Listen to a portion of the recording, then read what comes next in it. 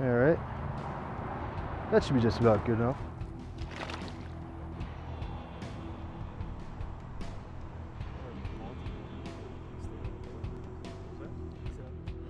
A decade into the 21st century, a group of filmmakers set out to find clues to what many claim is one of the New World's last great mysteries. Assisted by an underwater robotic camera, the team hopes to explore what has been called an Aztec water trap. And like any good adventure, it came with an element of danger. Understanding that you're not going in there and trying to open up the cave. All right? Exactly. I don't want somebody killed. And that's what's going to happen. It was warnings like these that had captured my attention nearly 2 decades earlier. Going in further, and he started screaming. He says, "I'm being choked, I'm being choked. There's images all around me. I can see ghostly figures all around me, and they're choking me. I can't breathe, I can't breathe. Get me out, get me out."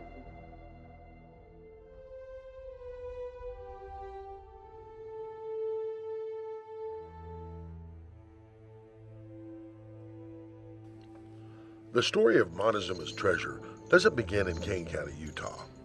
Nearly 600 years ago, in the year 1519, the last survivors of the Aztec civilization fled north from the ruins of their home in central Mexico, taking with them the remains of their culture and a golden treasure. Driven out of central Mexico by Cortez and his conquistadors, the Aztecs fell prey to Spain's insatiable appetite for gold and silver. At first, the Aztecs had welcomed Cortez, believing he was Quetzalcoatl, their white god, which their religion predicted to appear the same year as did the Spanish fleet.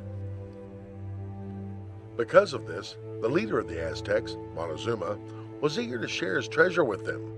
It soon became apparent, though, to Montezuma and his warriors that Cortez was not Quetzalcoatl. Greed and disease, along with a general contempt for the Aztecs, soon eroded the divine nature of the Spanish visit. The Night of Tears would mark the beginning of war with the Aztec people, and even Montezuma would fall prey to the angry arrows and stones of his own warriors on that tearful night. Although the Spaniards were finally chased from the city, they still managed to take with them a great amount of gold. This greed cost the lives of many conquistadors who were pulled under, their pockets stuffed with treasure, drowning amid the canals and levees of Lake Tenochtitlan. 2 full years would pass before Cortez would return to the Aztec capital, but this time he would find no warriors. Only the old and those dying of the pox were left in this otherwise deserted city. When Cortez found that the treasure was no longer in Montezuma's vault, the frail condition of the natives did not stop him from torturing them in an attempt to find what had happened to it. Not one Aztec ever told.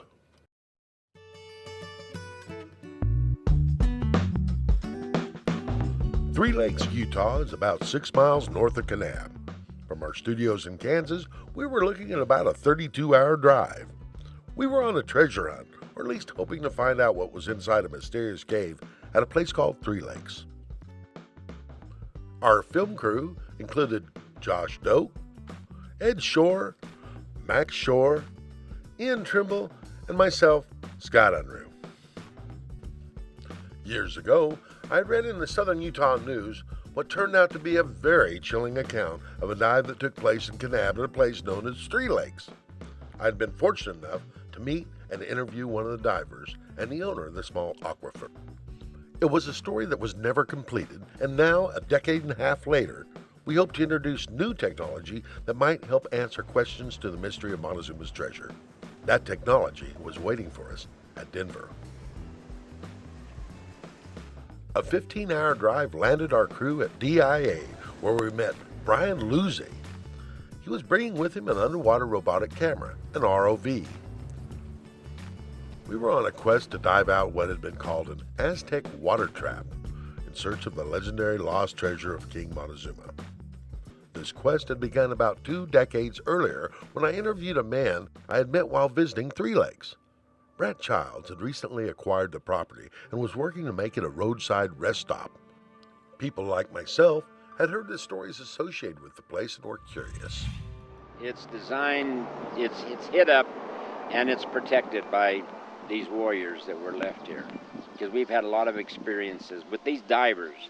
They were all scared out of here. The old timers say that this lake is haunted, and it is. And if anybody tries to do anything to violate that treasure, they'll find out real fast. Because I've had as high as 10 divers here.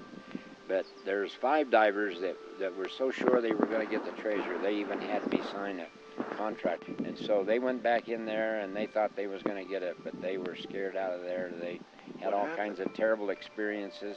Oh, their whole hoses were cut and they saw ghostly figures around them. They were being choked. They couldn't breathe. They almost drowned, and they had several things happen to them. And so they came out and they said, we don't want to ever have anything to do with that lake again. Never call us to dive in that lake again. And they took off, and I've never heard from them since.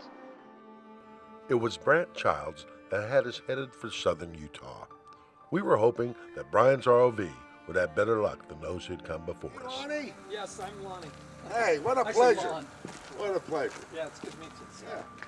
At Kanab, we were met by one of the owners of Three Lakes, Lonnie Childs. Lonnie was one of the sons of Brant Childs, who had initiated development of the site. It was Brant Childs who had first become aware of the unique characteristics of this very special roadside alcove. These Aztecs decided they had to leave and take their treasure elsewhere. So they came back to their homeland, back to this country. And they knew they had to put it someplace where Cortez wouldn't get it.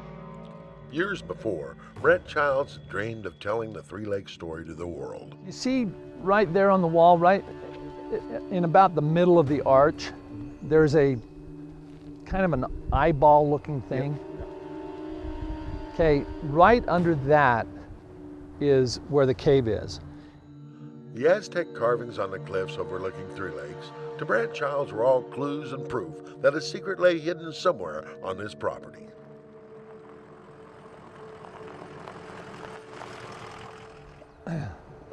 You can see how this log is really deteriorating and everything. You know, of course, when Dad had it first made, it looked real nice. Three Lakes is a natural roadside attraction, and over the years, Brant Childs enclosed the large alcove, filling it with small dioramas of Aztec life. Once inside this makeshift compound, the visiting tourist would find a world of miniatures depicting various aspects of Aztec customs, their culture, and homes. A short film was one of a number of attractions. The film described the characteristics of an Aztec water trap and the qualities of the Three Lakes alcove. Recent discoveries have led many of us Indian archaeologists to believe that perhaps the great treasure is actually hidden in a cave protected by water. Back in 1990, an article written by some of the most respected archaeologists in the field appeared in one of the major monthly magazines. This article on the Aztecs and their treasure described how Montezuma's followers believed that the best hiding place for things they did not want others to find would be in caves, with the entrances hidden from view by water. Experts refer to these underwater cave entrances that lead to the treasure rooms as water traps. It turns out that the Aztecs believed caves were the wombs of the earth, and water was the covering and protector of the womb. The Aztec treasure hiders even had a specific depth of water they liked to use to conceal their tunnels or caves. In modern measurement, that's 35 feet deep. It would take a very special place to hide Montezuma's treasure. There would have to be ample water to either dam up and make a lake, or they would have to find a lake that could be easily drained and refilled after the tunnels and caves were excavated. Another important part of the treasure concealment equation would be a stone wall next to the lake that could be hollowed out to hide the treasure. The wall would have to be durable enough for long-term security of the treasure room and its contents. All of these geographical parts would have to be found together to make the right place to hide up their treasure. And there is such a place in southern Utah, only about 25 miles from the original crystal diggings in the White Mountains.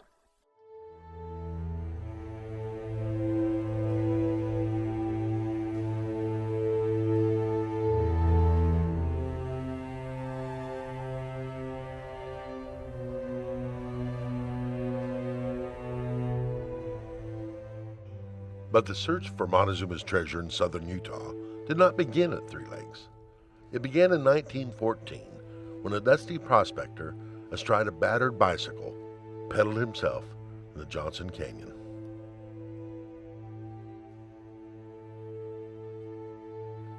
His name was Freddie Crystal, and he showed up in town waving a tattered map that he believed was one of the key pieces to finding a buried treasure that was hidden near Kanab. He was one of the first to connect the Aztecs of Mexico to the Ute natives of southern Utah. In the early 1900s, a man by the name of Freddie Crystal came into the country, and he said he had a half of a map that he'd found in Mexico of Montezuma's treasure. And the map took him to the white ledges up above Johnson Canyon. We have the red ledges, the white ledges, and the pink ledges. And this map led him to the white ledges and to a place that had been rocked up, and they figured they had Montezuma's treasure behind that rocked up cave.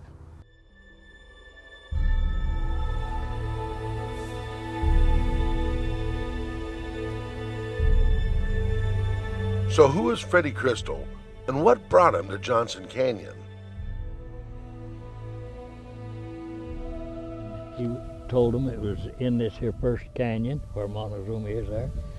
And he says if you go up there on the wall on the left-hand side, you'll find it. If you ask Sylvan Johnson how old he is, he'll likely tell you he's older than dirt. His family name is old enough that the canyon Freddie Crystal found his way into in 1914 was actually named after his granddad. And although Sylvan doesn't remember meeting Freddie Crystal, he does remember what went on around Kanab when that dusty old prospector showed up across the street from his ranch. They went up and they found exactly what he said, and that cave was sealed. You could tell it was Indian sealed, you know. And so they started opening it up, and then all Kanab started to come over to help them dig. They were going to get all that gold. So then they just started out in shifts, and they started to come and they dug. And they opened the cave up. There were steps up to it, and they opened it up, and it was just like he explained. There's a big tunnel out to the side there a little ways, and then went into the bottom of it, and there's two rooms carved out of the rock, and then there's a tunnel out going out this way to the other side of the canyon. When Freddie Crystal got here and they started excavating the limestone wall out and then coming in, these were already made. About 2 miles north of Sylvan's ranch, and only a mile from these caves, is Eagle's Nest, the home of Eldon Swap. You ain't looking for that Montezuma treasure, are you? Well, he came up with some old newspaper articles from Mexico that had petroglyphs on them, Mexican petroglyphs that matched these petroglyphs down here, Aztec petroglyphs that directly correlated with these down here. The old canyon originally belonged to a guy named Harold Swap. Eldon Swap's family has lived in Johnson Canyon for nearly 100 years. The ranch is less than a mile from the original Freddie Crystal digs. Come up this canyon here, and they saw the entrances to all these canyons. This is the one that Freddie said was on the map from Mexico that they found in the old monastery. The mouth of each one of these canyons on there. And then they had the petroglyphs down below. That's left-hand canyon, that's right-hand canyon. And right around the other side of this hill, there's a sand dune that takes you up on top of White Mountain. It's the only way I know of to get up there. See, you know where the footsteps are, right? These are the footsteps that they claim were from the Aztecs. Right here at the top of that dune. That little set of steps, it goes up and then it goes to the right. I see it. There's a little Indian ruin right up in here. That one right there, you crawl in on your belly, you can stand up in it when you get in it. But Freddie did not find these caves on his first visit to Johnson Canyon. Although he had matched up petroglyphs, which he had found in a Mexican newspaper, to Indian carvings in Johnson Canyon, he had yet to find the Aztec treasure despite 2 years of searching. Freddie left the Robinson Ranch in Kane County in the winter of 1916. No one in Kanab would give him a second thought. To Oscar Robinson's surprise, he would return again in 1922 with a copy of a Maui paper map he claimed he'd found in a monastery somewhere in Mexico. Freddie would spend months trying to match the 7 mountains on his map to the topography of southern Utah. On the last Sunday of November in 1922, on top of Sheep Mountain above the Robinson Ranch in Johnson Canyon, Crystal would line up the mountains to the north with the images on his map. And suddenly everything made sense.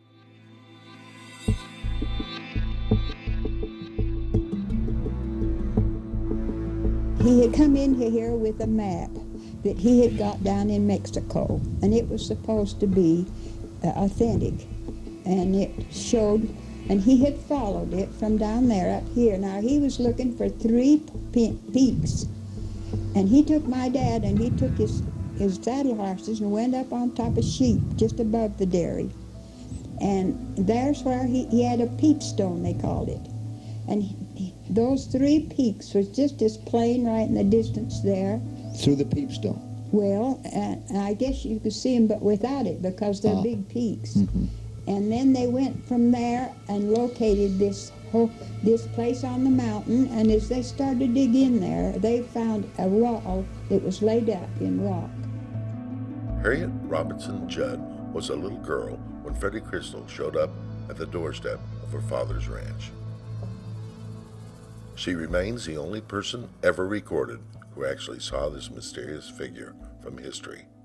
She's been deceased now almost 20 years. That afternoon, Freddie Crystal, Alvin Judd, Lester Little, and Cowhide Adams would ride north up Johnson Canyon to a place that Freddie said used to be a marsh. Eagerly scanning the canyon walls as they rode, Freddie would spy the steps. They were etched right there on the side of the canyon wall where the map said they would be, and they led them straight to an arroyo that had apparently been backfilled with sand. Excited and sworn to secrecy, they would spend a week clearing away nearly 60 feet of sand until coming upon a blue limestone plug. Once Freddie and his band of volunteers became exhausted and realized the potential size of their task, it was decided to let the townsfolk in on the discovery. When the city council realized that the scraggly old transient may have actually found a fortune in gold, a campaign against publicity was immediately begun. A fine was imposed on anyone uttering the word treasure within the city limits. Coming from a people who are used to working in tandem, the shopkeepers and residents of Kanab incorporated themselves for the sole purpose of digging. Everyone's salary was to be paid in gold once the treasure was found. A spike camp grew up just below Freddie's cave, complete with commissary and sleeping tents, all of which Alvin was in charge of for 2 years. Historian Vicki Hooper writes for a variety of treasure magazines and travel guides and lives in Kanab. We had tents out there and a commissary, and people ate out there. Everyone had jobs that they had to do. Some, was in charge of making sure people got fed and transportation, and just everybody had jobs that they had to do. And the only thing that guaranteed was that they would get a cut of the treasure when they found it. The discovery of caves in Johnson Canyon and the startling number of Aztec carvings and petroglyphs covering the sandstone walls there seemed to validate Freddie Crystal's mysterious map. Where had it come from? Historians agree that the largest cache of ancient records about Mexico's history can be found in the city of Morelia. The archives at this Franciscan providence go back as far as 1531. Perhaps Freddie Crystal had found old notes and manuscripts originally part of Bernal Diaz's Journal of the Spanish Conquest, or had his imagination been sparked by a copy of Thomas Avier's The Aztec Treasure House. Tales of adventure and hidden treasure in the still unexplored jungles of Central America attracted many prospectors and fortune seekers around the turn of the century. The wonders of the Aztec society were only just being rediscovered, and old missions in cities such as Morelia contained what Avier described as a rich store of ancient records. Was it in these old Franciscan archives where Freddie Crystal discovered the mysterious map that led him to Johnson Canyon? Regardless of where he came across the mysterious map, it led him right to Oscar Robinson's ranch in Johnson Canyon. It was on the ridge above the barn where Freddie Crystal would spy the 3 peaks that matched his map.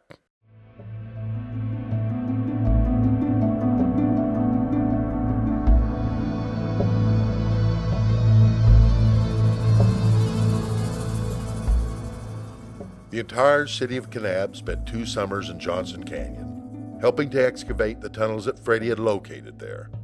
Hundreds of man-hours were spent digging in the sandstone walls looking for Montezuma's treasure.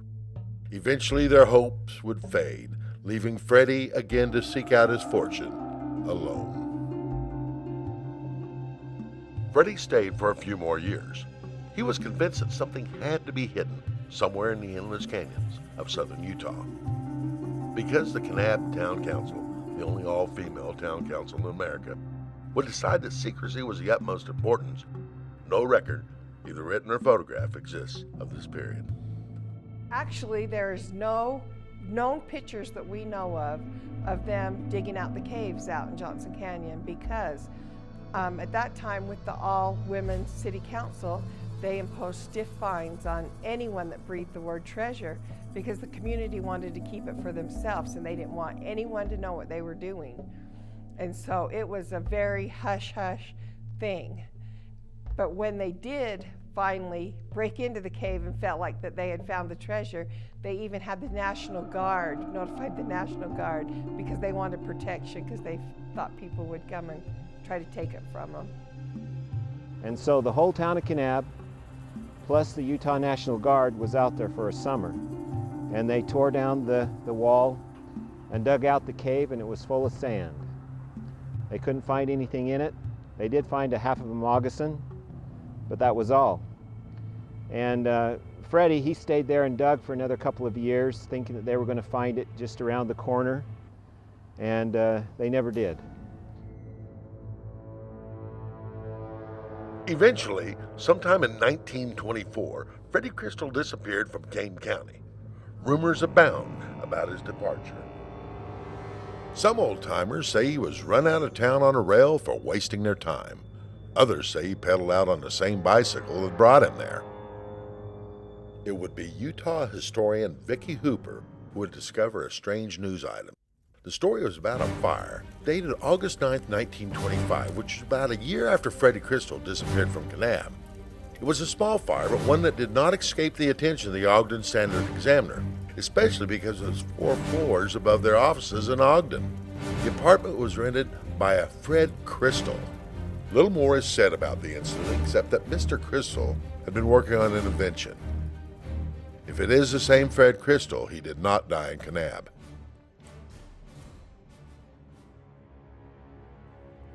An even stranger story concerning the mysterious Mr. Crystal and Brent Judd's grandfather, Alvin Judd, occurred in 1962. Behind the premium gas station, the motel's not there anymore, but my grandfather and my father took me, and I had to stay out in the truck, and they said that Freddie Crystal was back in that motel and he had the other half of the map with it. It was kind of a secret thing. He came into town very quietly. They said he was all scarred up, looked like he'd been beat to death, and he had the other half of the map. But for some reason he didn't give it to my grandfather. Nothing ever happened, and that was the last thing that was said about it. I never seen him. I just know it was a secretive meeting and in the premium motel, and my grandfather and father said it was Freddie Crystal.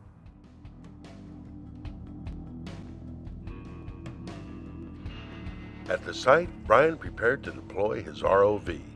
It would be our first attempt at finding the cave entrance.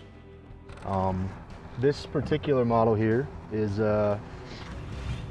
has a depth rating of about 1,000 feet. And as you can see here, basically what we have is a small, compact submersible with color cameras in the front. We have 2 high-intensity LED lights on it.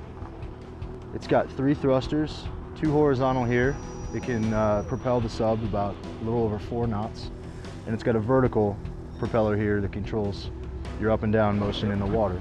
All right, so I have the end of my tether here that's going back to the control panel. So I'm just gonna, a wet connector, 8-pin wet connector.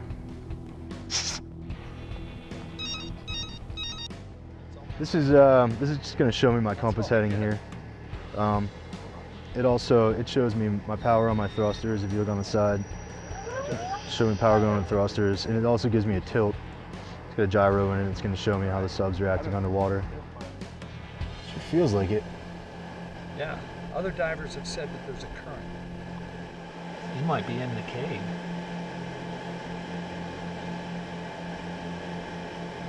That would make sense. What? So you told me that didn't look like. I know it's got gold on the mine, but look at this. Look at that. Tell me that doesn't look. What is that? That looks like gold. A piece of gold. We were not the first to dive in Three Lakes in search of gold. A number of attempts by various scuba divers had all failed. Doyle Hawes, a local diver, believes the alcove possesses a real threat and even felt compelled to come warn us. Well, I know it's there. It isn't a belief with me or anything. I know it's there. You know it's there. Yeah, I know it's there. I have no qualms on it at all. And I know this, that if it isn't time to come out, yet somebody goes in there, they're going to get killed. And that was why I come up here today, is to tell you what I know and tell you, so you know what you're not just diving into something blind. But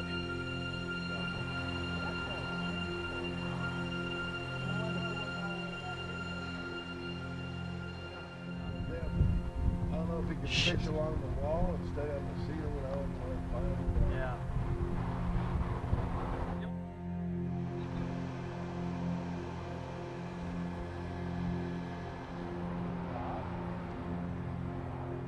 Shit.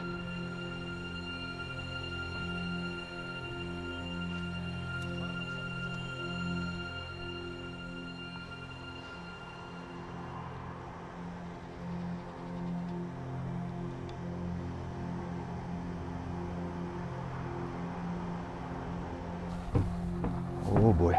Oh boy, oh boy.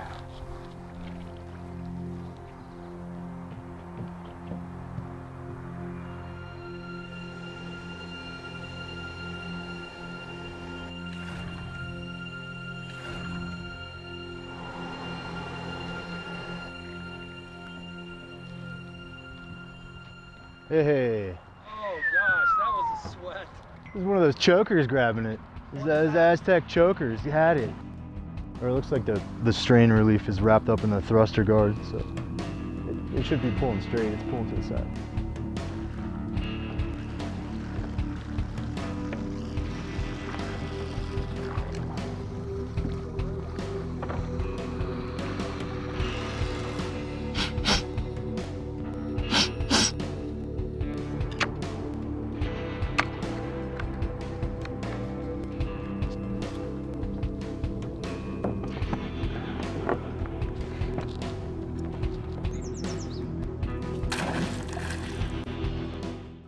Again, we would launch the ROV towards the Three Lakes alcove.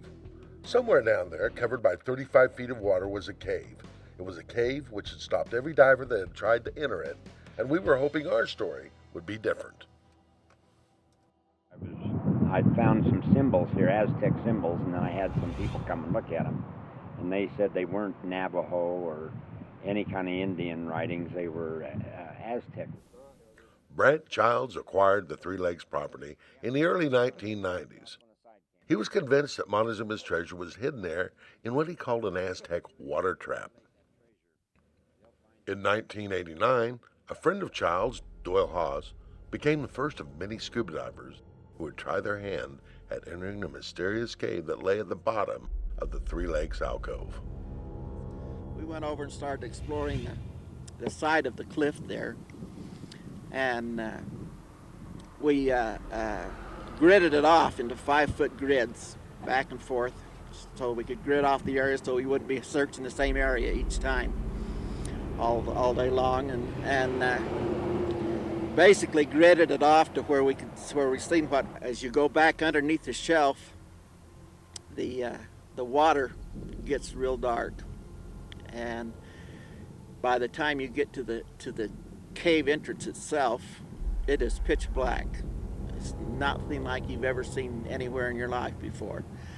Tony and I went down in there and made that first dive. We found the cave. We went back into it about We only got back into it about 10, 15 feet as far as we ever got back into it that first dive. But once you enter the cave itself, everything becomes totally dark, totally black. We had dive lights with us, high intensity dive light, and you could take and hold that dive light out at the end of your hand here, like that, and shine it right back to your face, and you couldn't see it. It is, I can't express to you how dark it is in there. We had a line tied to the boat up on top that told us where the boat was, and then we had a tether line tying both of us off to each other.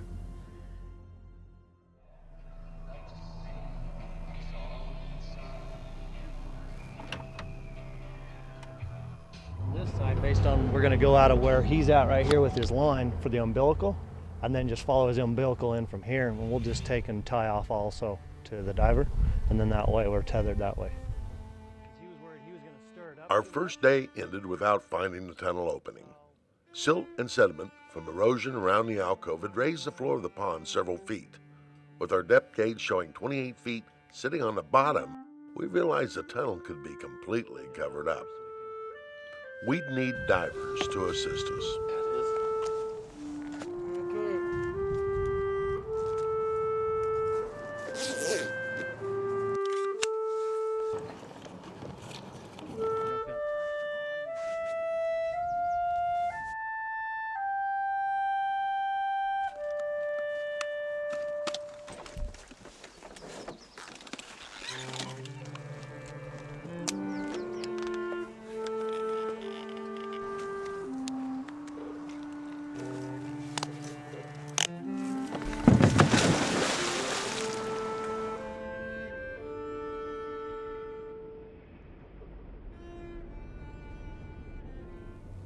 ROV is right in front of us, headed straight at us. If he hangs right, he is officially going to enter the hole of the cave. Do we have any more cable for our camera? You might have another 10-15 feet. Okay, that puts us right here close to the entrance of the cave. Got the ROV right in front of us. If he hangs just kind of a hard right, that puts him right in the tunnel itself and headed down. Okay, the ROV needs to hang a little bit of a left. There you go. And straight in from there. Whatever your heading is right there. Yep, go straight in. Probably going to have low visibility for 4 or 5 minutes on the end of that cave because we started up going in the first time. So this went back like that, and then it came back out. So it's a cavity? Yeah. And it goes down 30 feet? 30 foot depth.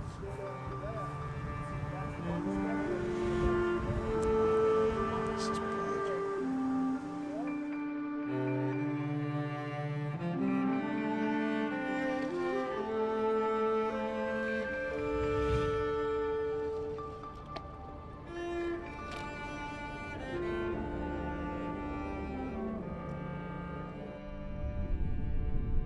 Okay, we've reached opening here that's about, let's say, now the way up and down. No copy, no copy. Our divers, like the ROV, were having a hard time distinguishing the cave entrance in a darkened alcove. This is pretty black down there, isn't it? I kept hitting the top and trying to wedge myself further in. Yeah. So if it gets any narrower, the further we get in there, then the part I'm worried about is we can't send the ROV in to see where he's going. As long as I get the ROV and make sure he's in the right spot, headed in the right direction, let him go in there, and he's only going to go as far as what his ROV will go. Otherwise, if I get in there any further, I'm going to have it so stirred up because I'm touching bottom and top, trying to get into there. And there were times being right behind you that I couldn't even see your. I didn't even know if you were there. Our dive team was not the first to have trouble with visibility in the Three Lakes alcove. Nearly 20 years earlier, professional diver Tony Thurber was asked by Brant Child to help explore the mysterious lake. Each time, the darkness of the tunnel and the disorientation that it caused turned him and Doyle Hawes back. You start into this cave, and it drops down, and it gets darker and darker and darker. And the water is, it has an algae bloom that is year-round, they tell me, down there. And it's so dense that you get into this thing 10 or 15 or 20 feet, and all light is excluded. In other words, you can't see where the surface is, you can't see where the entrance is, you can't use lights because the stuff in the water just dissipates the light. And the farther you get in there, the less you can see, to the point that you can't even see your instruments. And so I said, well, it's time to get some tension and get out of here. So I got the line that I'd tied off on my regulator, and I gave it 3 yanks. Well, Brant, bless his heart, thought, instead of remembering that he's supposed to give me tension, he thought I'd found the treasure, and so he was feeding me more slack. And finally I lost the line, and there I am, and so I decided, well, the best thing to do is deflate this buoyancy control device. It's a vest that you control your buoyancy. So I deflated my BC, and I sunk down and finally contacted the bottom, and I don't know what the depth was, but it wasn't 50 or 100 feet. It was just something like 20 more feet, and it's mud and silt, and so I was on the bottom. I knew that, although I couldn't see anything. I couldn't find the cord, and Brand was up there feeding line. And so I kind of crawled along the bottom till I could finally see a little bit of light up here in the distance. And I knew that was the way out, and so I got up there and got out and chewed him out pretty well about it. He said, well, I really thought you found the treasure. And I've been diving all over the world, and I've never had a terrifying experience as scary as this one was. When you first go into it, that's the first thing you do, is lose all conceptions of which way's up, which way's down, which way's sideways. You just totally lose yourself because of the darkness. Tony got disoriented, and he gave me the signal that we had to go back out, and so we turned around and tugged on the line that was leading up to the boat, because we didn't know where it was at, and just pulled ourselves back out and went up to the boat. And that was basically the first dive. We went back into it again, and this time we got back into it, maybe about 20 feet. The cave goes in on a slight downward angle. Then it levels off and starts going back up again. And buoyancy is a thing of the past once you get in there, because you can't tell where you're at in any direction. You get buoyancy in your dive gear before you ever go in, so you've got some kind of balance. But other than that, you're just dragging yourself along with your fingernails and with your hands. Doyle Hawes was a good friend of Brant Childs, and he was also a diver. He was one of the first, with Tony Thurber, to enter the cave. Following their dive, a number of other dive groups from the area would take an interest in Three Lakes. Doyle was often there joining their efforts, and I had the good fortune of interviewing him soon after it happened in the 1990s. Brant went and got some other divers to come down. I believe they were Neptune divers from Salt Lake City. And if it's the group, 2 of the guys and George that went in first on that first dive. Now they brought their whole group down here, and they were camped out here, and they were camped here for a week. They brought sonar gear down, the lights, they brought a communication system down, different things like that where they could communicate back and forth with each other and tell everything that was going on. They took one look at the lake and they said, oh, this is going to be a half-hour, 45-minute job, and that's going to be the end of it, and we'll be out of here. So they were a little bit disappointed when they first seen it. One of their communication lines got broken, and they couldn't communicate with each other, and so they had to come back out on that first dive. They only got in about 15, 20 feet, something like that, on that one. This time, she and 2 other divers, there was 3 of them that went in. They got in further than any of the rest of us that got in for since then, they were pushing it and getting it back a little bit further. Told them that the cave goes back in about 80 to 90 feet and then turns up as close as they could tell from the gear. They went back in that second time that day, and Linda lost her air. And when we got back out, Linda's air tank had been turned completely off. There's nothing wrong with the tank itself. She had plenty of air in the tank, but it had just been turned off. In my view, there's no way in the world that anything, her bumping up against the top of that cave or bumping around or anything else could have turned that air off. There's just no way.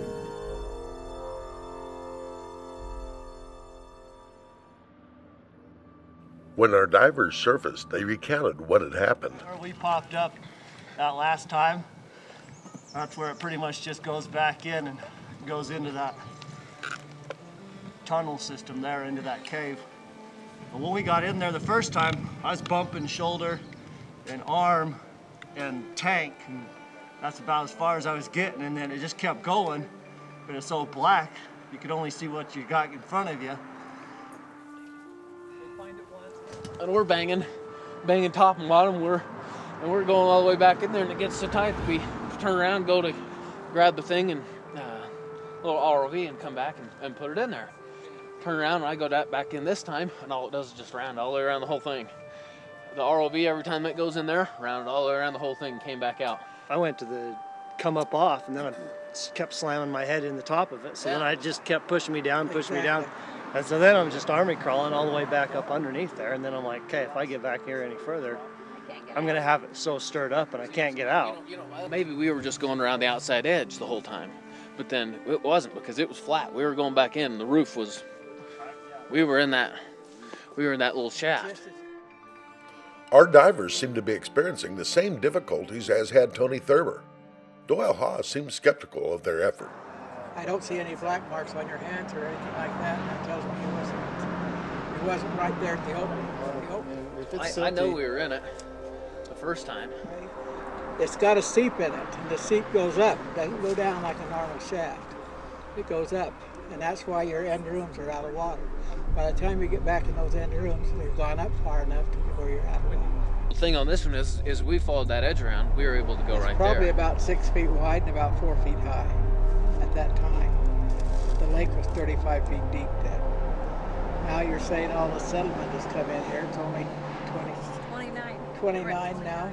So is the settlement thick and silky? See, that's 6 feet of settlement. That's more than likely covered the opening. It's done is going in and then lipping in and down. And he took it and jammed it in there, and my guess is it just ends right there. I don't think. I mean, it looks like an opening based on the camera, but I mean, that camera is giving you an opening that's that far, and if you dug that out, it just makes it look like there's a tunnel right there, but it just lips and ends again at the base of that. I know we were in it the first time.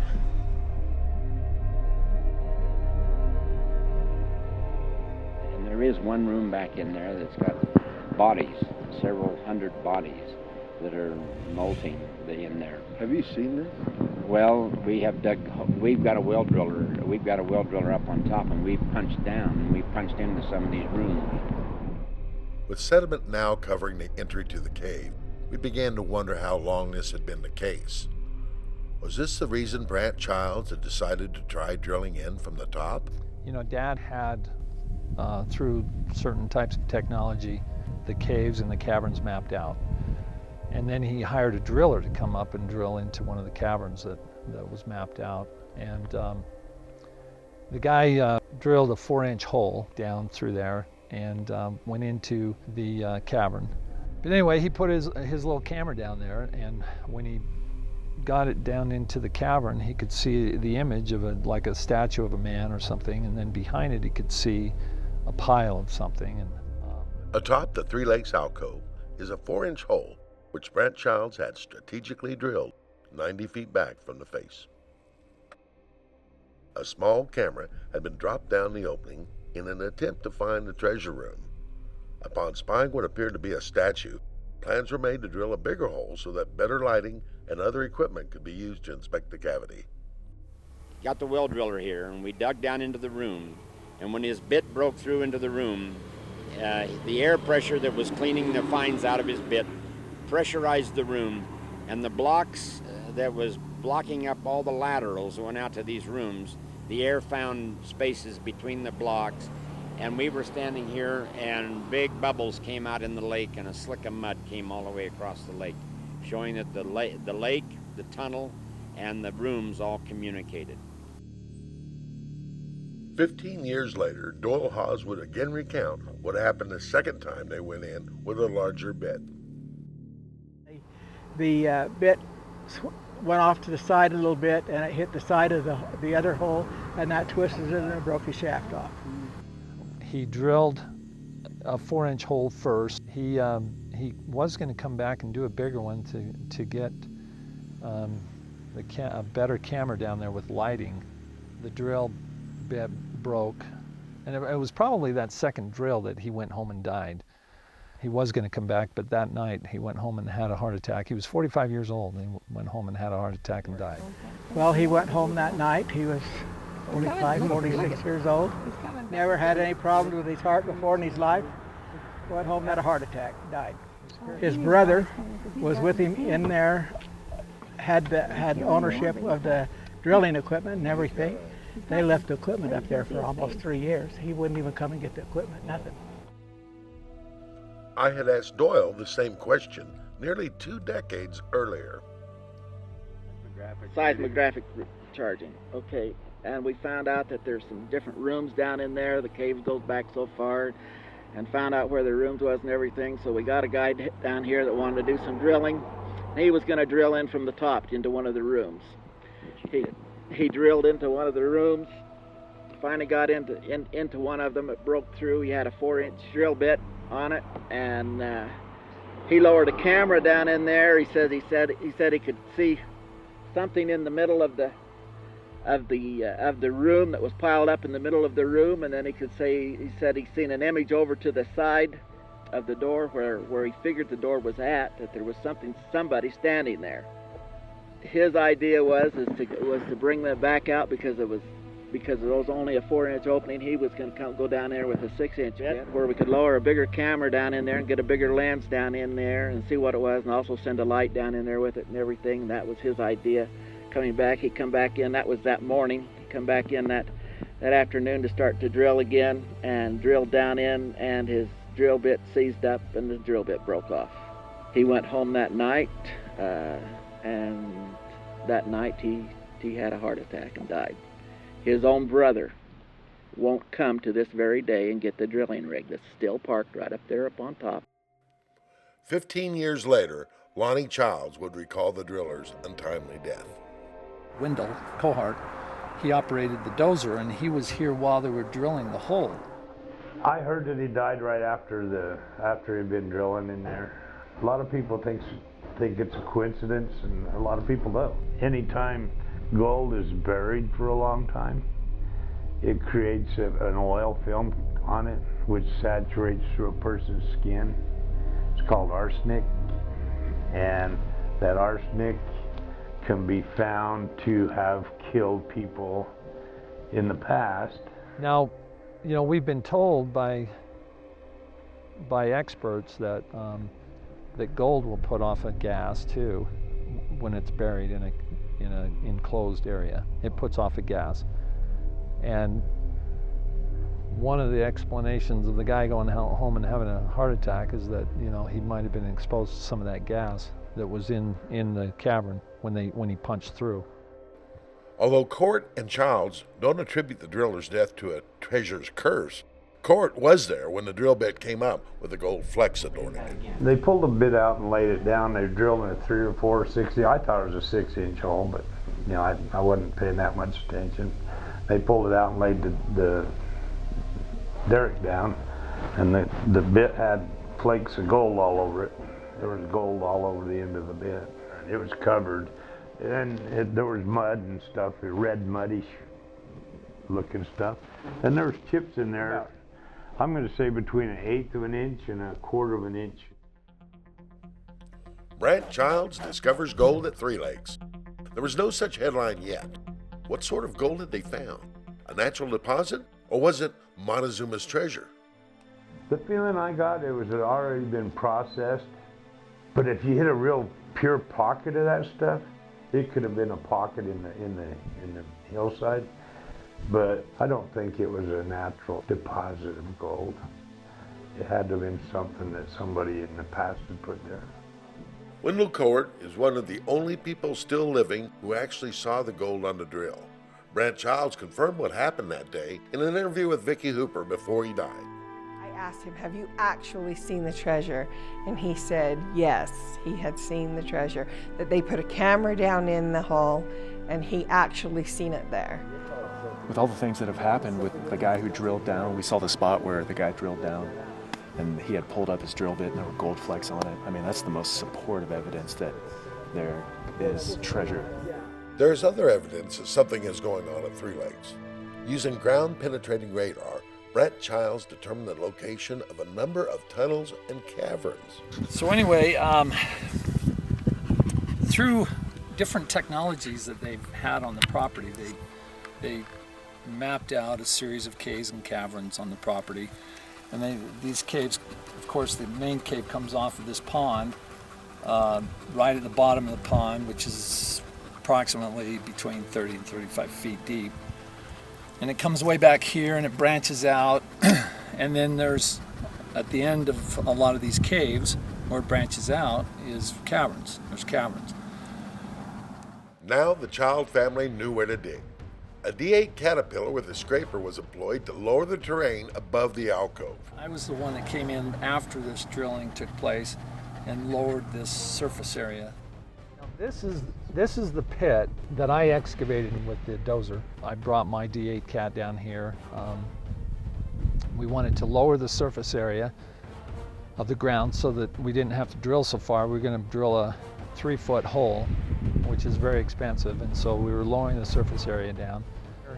Dad brought in he had an excavator, and he was digging down a hole where they had mapped out a cavern that they believed, it showed that there was it was a burial. Now I've uncovered some of these tunnels, and immediately when I do, I get methane gas coming out. That means and there is one room back in there that's got bodies, several hundred bodies that are molting. Brant Childs' last known interview was in 1998. As part of a school project, Austin Hooper, Vicki Hooper's son, had interviewed him about his property. Although the footage is corrupted and overexposed, the eerie description that Brant gives about the rooms that lay buried alongside Three Lakes gives us pause.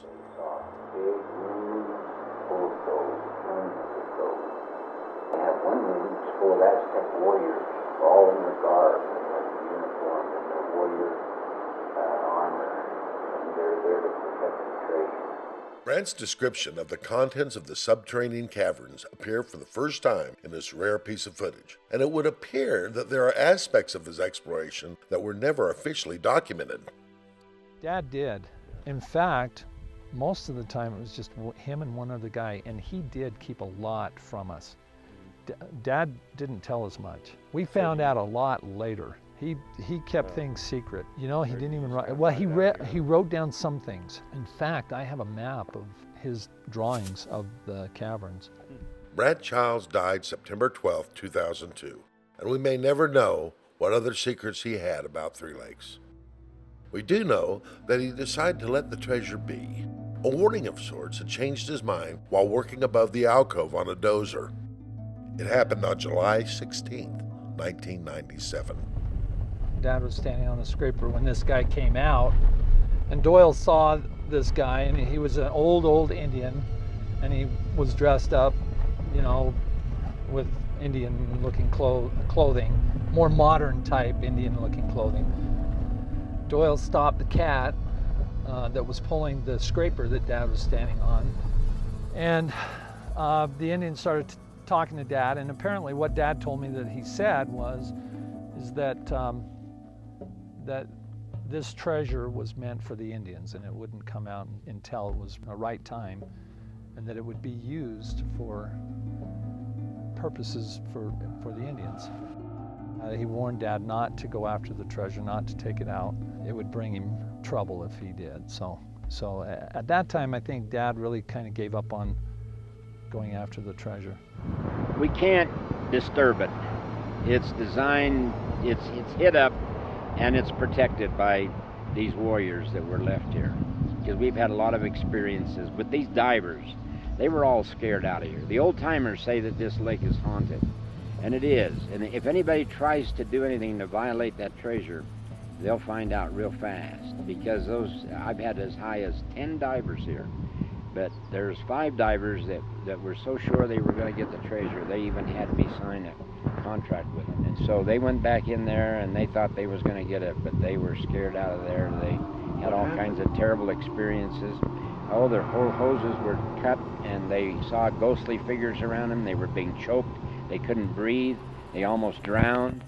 And they had several things happen to them. And so they came out and they said, we don't want to ever have anything to do with that lake again. Never call us to dive in that lake again. And they took off and I've never heard from them since. Over the years, scores of divers have come to Three Lakes, all hoping to learn her secrets.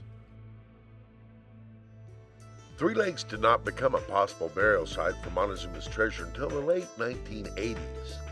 Since Freddie Crystal's departure from Kane County, hundreds of prospectors, treasure hunters, and the curious adventurers have come and climbed the walls of Johnson Canyon and have searched its arroyos in hopes of finding the Golden Hoard.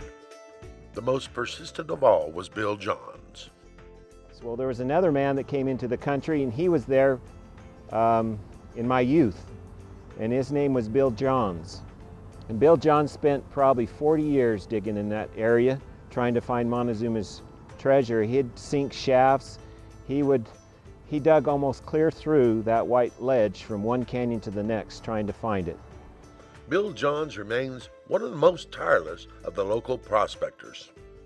That gold fever was pretty rampant in him, and as a young man growing up around him, it just kind of struck me funny that somebody could, dedicate their life to the next shovelful is going to be the treasure. Sylvan Johnson remembers Bill Johns and was his landlord for a number of years back when he was still scouring the neighboring canyons. When he first started, he stayed here all the time. He had other fellows could come and he'd give them a share, but he wouldn't advertise, Hell, he could have made $1 million just by writing stories. Alvin Judd, that's Brent's granddad, he was with him all the time. And he even went up when Bill Johns was here. He'd go up one day and work, and then I'd go up one day and work.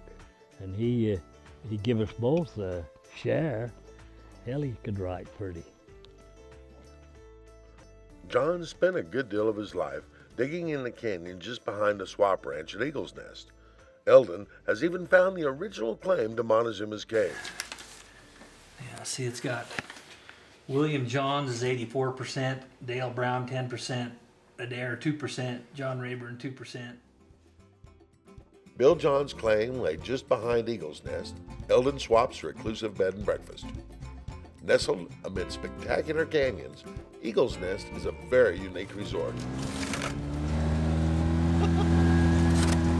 Employing a number of four-wheel drive vehicles, a trek out Eagle's Nest's back door lands you in some of the continent's most remote canyons, the Escalante Staircase. These canyons are much the same now as they have been for hundreds of years. Few wander these sandy draws, but prospectors know this place. Some of their old equipment is still down here on the ground. If you look through these trees, you'll see pieces of iron and old hoses and stuff. Now their main mining claim was in a tree right down here, in a quart jar. I can show you the quart jar, it's still there.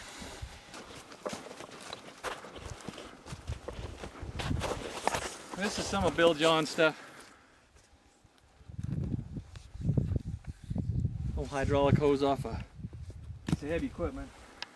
This is the bottle this plane was in right here. In fact, here's the lid. That's where they're stuck up in this tree right here. Now I know why the bottle broke. It's got a bullet hole in it. Bill Johns is probably the most famous of the Johnson Canyon treasure hunters.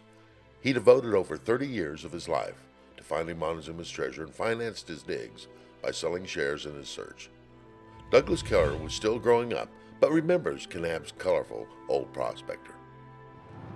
Like an old desert rat almost, you know, just a little skinny guy, had a little open air Jeep that he putted around in, and he spent all this time, he was retired, and he spent all this time digging in the sides of in all the holes in the mountain.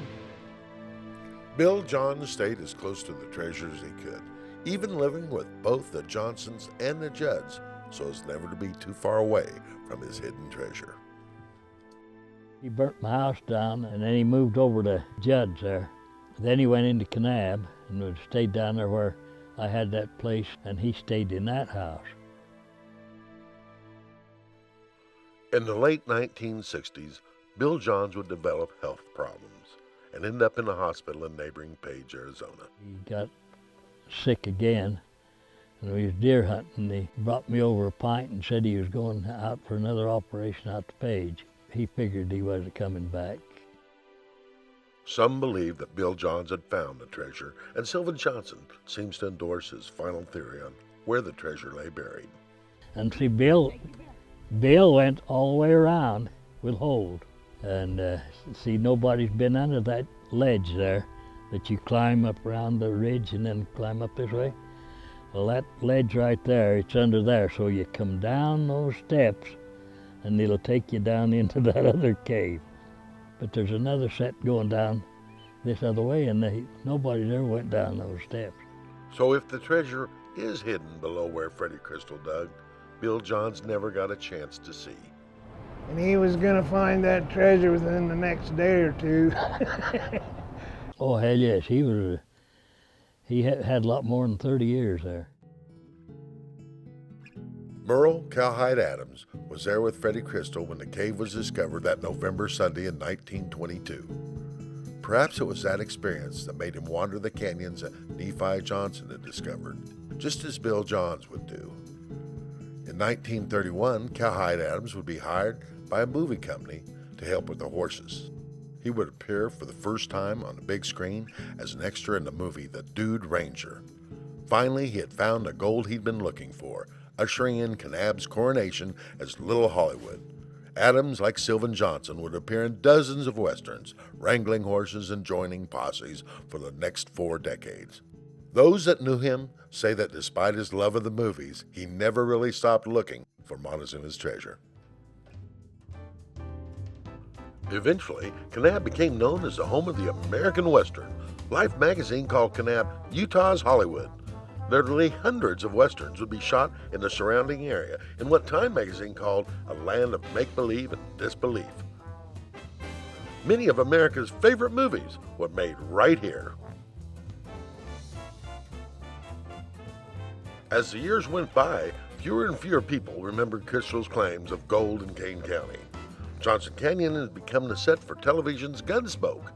It was a town full of extras and a booming economy, thanks to the efforts of the 3 Perry brothers. The Perry Lodge is as much a landmark as it is a museum, yet it still operates as a hotel. Every big-time cowboy to have ever graced the silver screen has stayed at this small hotel in downtown Kanab. Their photos adorn the hotel lobby. Then, in 1982, a van full of strangers would arrive at the Judd Ranch in Johnson Canyon. And once again, Freddie Crystal's gold would become an issue. Well, this one day, my father was down in the fields changing the water, and my mom was there in the house all alone, and this old green Ford van drove up. And I looked out the window, and here was this sinister-looking van. And I'll tell you, it was sinister-looking, too. I mean, when I saw the occupants in there, it really quite frightened me for a minute, you know, and I thought, oh, no, what would I do? And I thought, oh, dare I go outside? Because I could see that they weren't coming in. I went out towards them, and the older gentleman said, come here, missus, I want to talk to you. And so I went over, and the gentleman evidently was legally blind. I went over there, and he asked me if there were any hieroglyphics on the walls. And I said, yes. And he said, well, have you ever found any that looks or resembles a horse? And I said, well, yes. There's some right here by the door. So she took him around and showed him the pictures that are right there on the wall. And they were ecstatic. They said, this is exactly what we're looking for. And then they proceeded to show us some of the tablets and things that they'd followed that had led them to this canyon. So he said, well, can my boy take the camera, the Polaroid camera, and go over there and take some pictures of them? And I said, you bet. So he brought them back and showed them to his father. And he says, let me tell you, Mrs., I have been studying this material and these maps that I've got copies of for about 10 years. And would you believe that that's brought me right to this door? And his belief was that the treasures that were here in this canyon, or whether it was Montezuma or whatever it was located right here on this ranch. But he had these records with him. They were about 2x2 sheets of paper that he had made all kinds of drawings on. And he asked my mother if there was any of these drawings on the hills around the area. She says, yeah, there's some right there by the house. And one of them was a horse and a man, and it looked like a trail that had been drawn on these papers. And it says, well, down the canyon there should be a big bullseye. And at that bullseye, that's where Montezuma's treasure is. And then he began to tell the story of why they came to their place. He had spent years and years studying a map, a stone tablet in the Mesa Museum. And everybody believes it's the map to the Lost Dutchman mine. Well, he turned that map upside down and studied it for a number of years and traced and made a map and followed that map, and it led him right to my folks' place. And on those papers, he had stick figures that had crosses in each hand, a cross on the top of their head, and supposedly that represented when Montezuma captured the Spaniards and fled because the Spaniards were trying to steal all their gold. He captured a monk and a black slave, and the monk, in order to keep track of where they went, put these blue writings on the walls, which were represented by the crosses and the cross on the top of his head, to try to find their way back. And so all of that stuff was on these papers. Also on the papers were kind of a stair-step approach. And he says, under this bullseye, you'll find 3 steps. And at the top of the step, you'll find bodies that have been mutilated and left there that Montezuma killed. And you should be able to find the entrance to a tunnel, but the tunnel will be booby-trapped. And you'll need to be careful. And probably the best place to enter the place where they stored the gold is on the first level. Each level will have a tunnel going into it. And so we went down there, and we had a gravel business. And we had a gravel pit right there on the place. And so at night, we take our equipment down there, and we moved all this dirt out, and guess what we found? We found those 3 stairs. And we found the top stair, and we found 3 bodies. And the bodies had been burned. And we go, oh my gosh. Here's a guy that we didn't know, brings us some drawings. We found the stairs, and we found 3 bodies. And they were burned. Half the skeletons were burned. And then we were digging around, and all of a sudden, it looked like this skull rolled out of the side of the hill and rolled down towards us, and come to find out it was a little pot with 230 turquoise beads in it. We also found at that same location a little nodule. It's about the size of a golf ball, and it has 3 little divots in it. You can set it in your fingers about like this, and it's really, really heavy.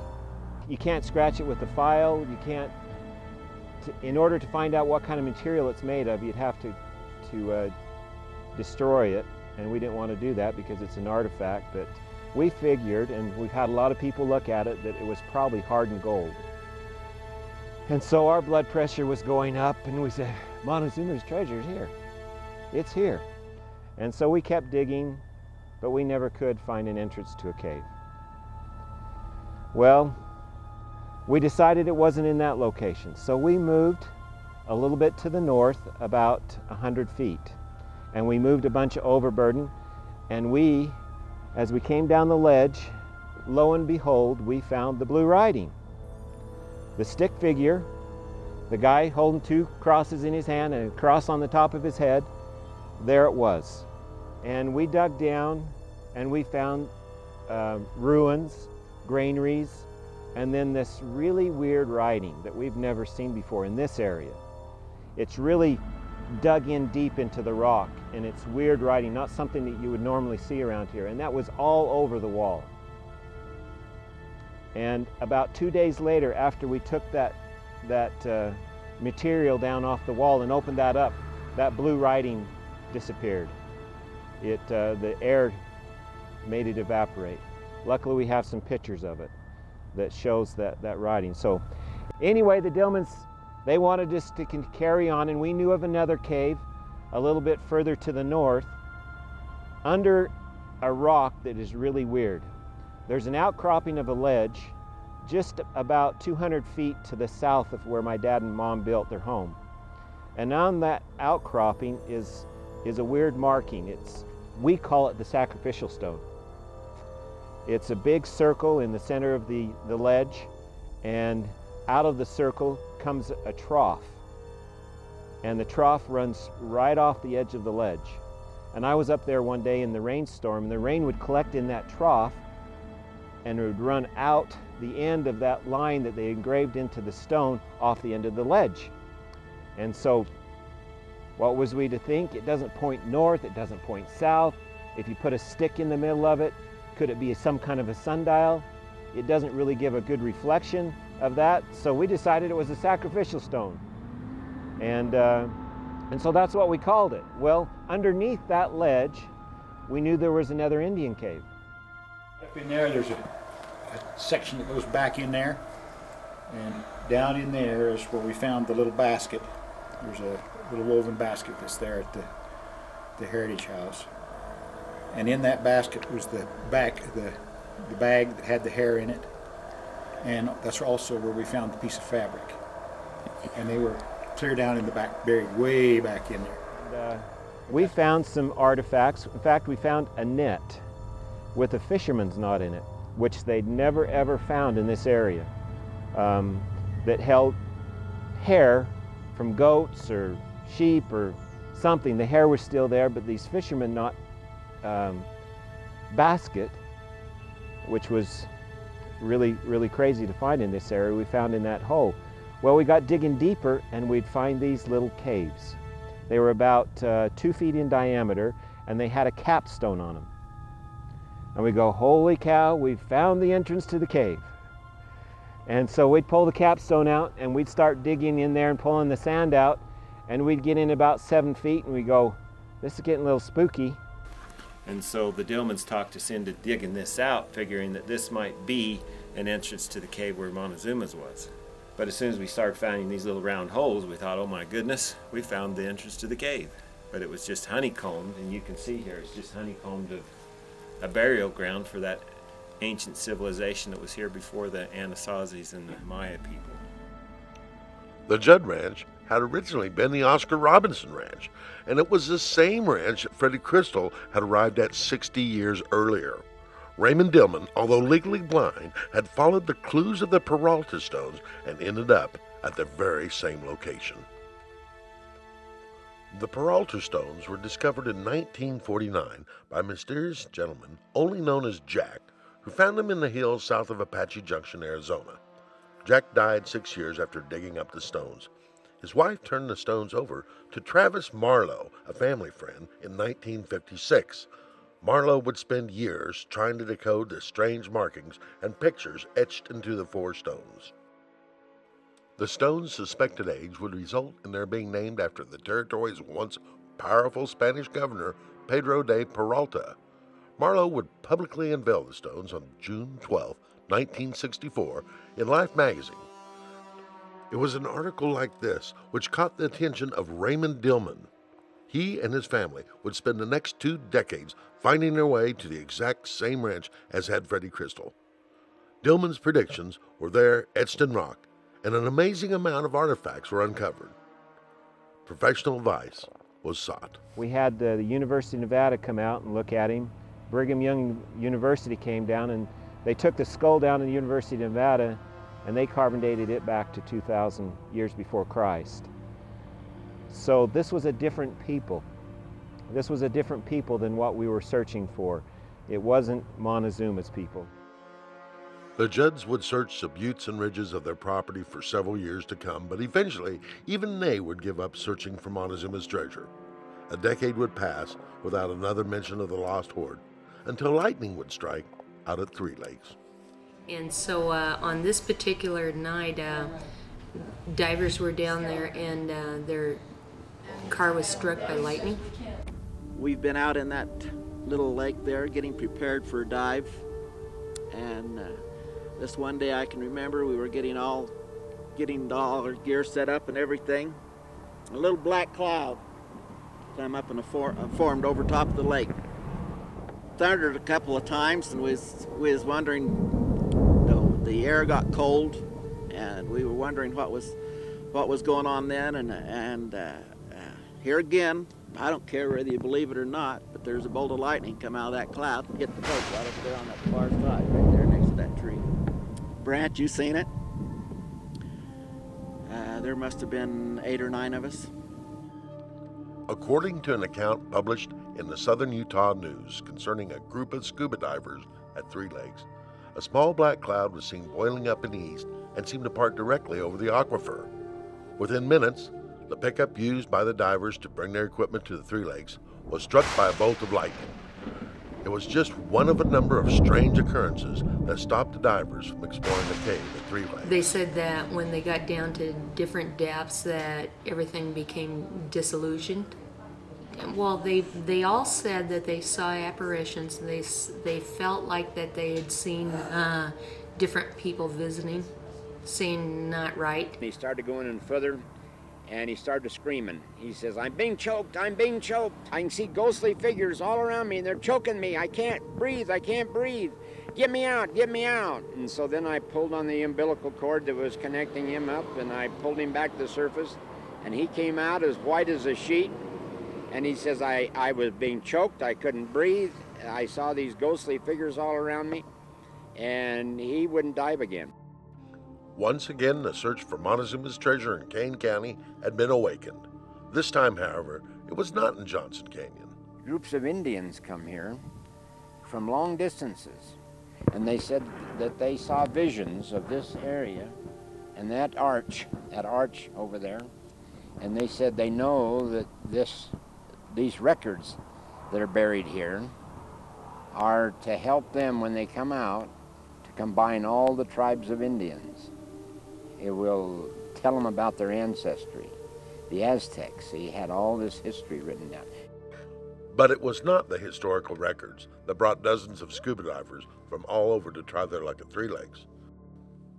Brant Childs had once again reignited the search for gold in Kanab, and 20 years after the first attempt to enter the cave, we were having no better luck, even with the aid of an ROV.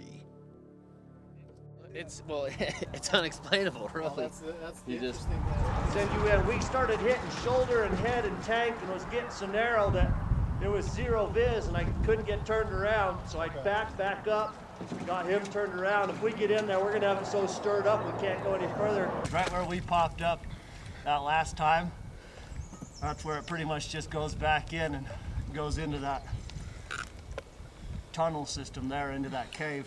You can't see anything. It's just... You couldn't find the same opening? All you do is you can see a rope in front of you.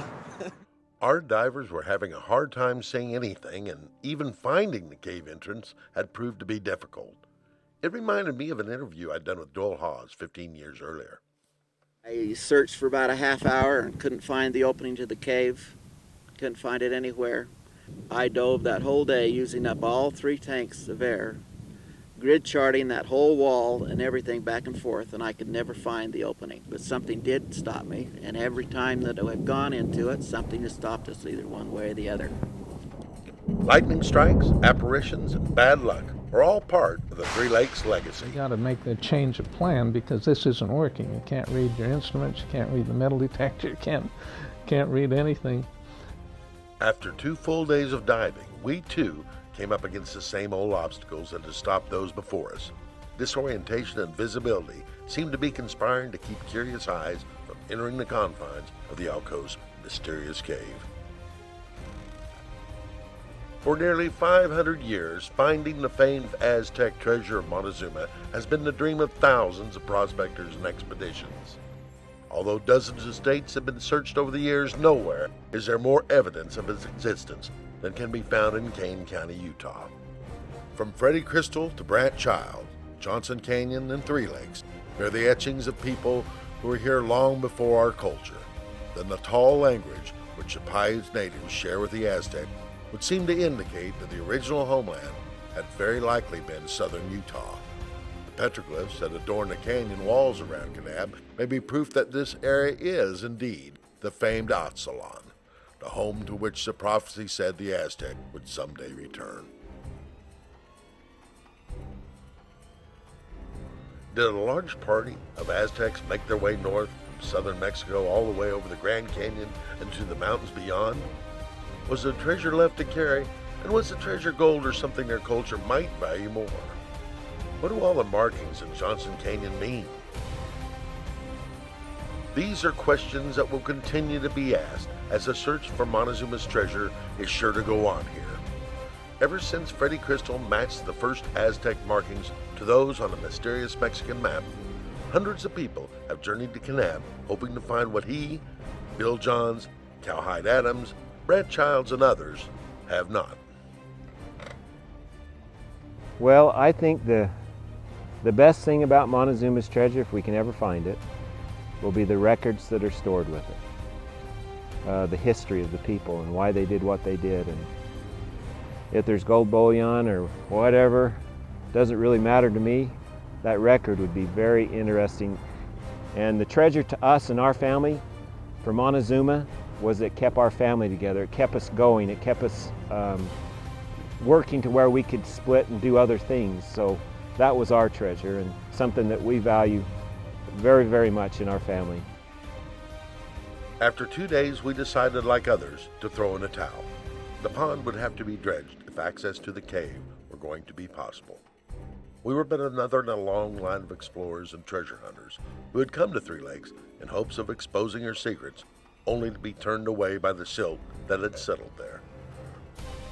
Perhaps it is this same erosion over the millennia that will someday expose the elusive resting place of the Aztec fortune.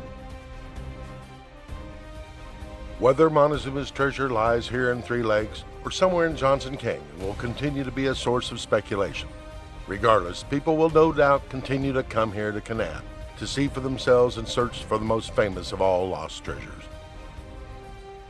They will come here to see Freddie's digs, and they will come to see the bottomless pond. They will journey here to see the writings and symbols strewn like graffiti across the sandstone terrain of Johnson Canyon, each hoping to stumble upon what so many others have found so elusive.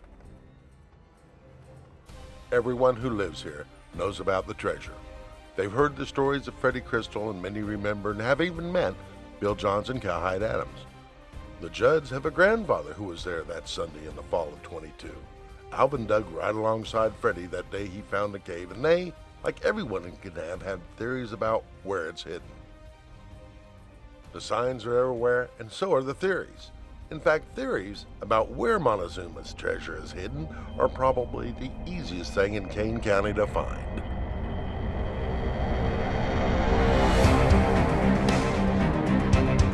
There's steps that come down and steps that goes up, and you go way up here to get to those upper steps. But they didn't make any digs down. Alvin Judd always believed that it was beneath that hole on top, and they put the debris down over the top of the opening. He always believed that that's what it was. But there's another set going down this other way, and nobody ever went down those steps. There's only 3 of them you're seeing.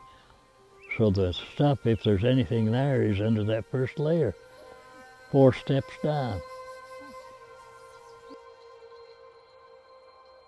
They've got to be something down there, because why would they make steps down there when they could already get to it? Why would they go down?